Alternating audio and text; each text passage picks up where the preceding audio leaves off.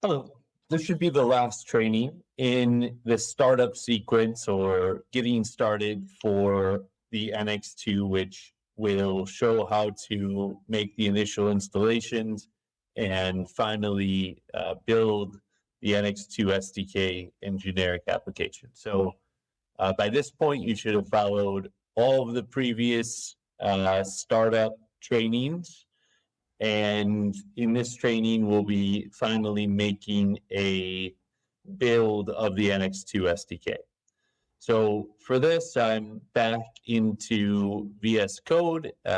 I've created a new terminal just to show from scratch. So we're going to get into our virtual environment here by going into our CD SQL projects NX2 SDK workspace. Again, if your setup is different, if your folder architecture is different, make sure to go into where you have the SDK. Then we're going to get into a virtual environment here through this command.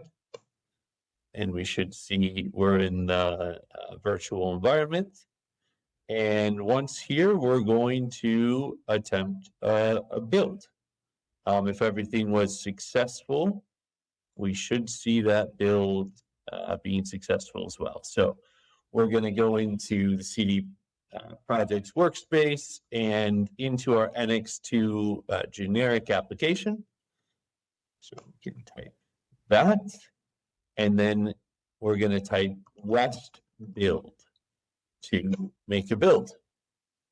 And we'll see, hopefully this, assuming everything worked well, this build should be successful. The first build might take some time, so I may skip ahead in this video. Okay, and we're back. So after about 15 minutes, the build finished successfully. You can see at the end here, it gives you an overview of the build and is signing the firmware. So it's cryptographically signed to ensure that only signed firmware can be installed on the unit.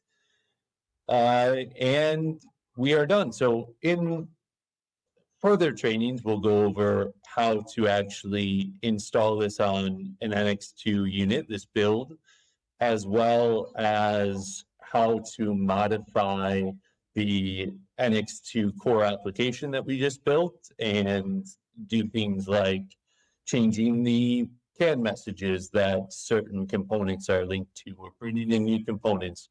So for that, we'll be using TouchGFX, which we installed, and we'll go over how to make those modifications in further trainings. But this completes the set of trainings dedicated to the toolchain setup. So now we have all of the tools installed with the SDK installed, and we verified that the toolchain works by actually building the initial application. So see you guys in the next trainings. Thank you.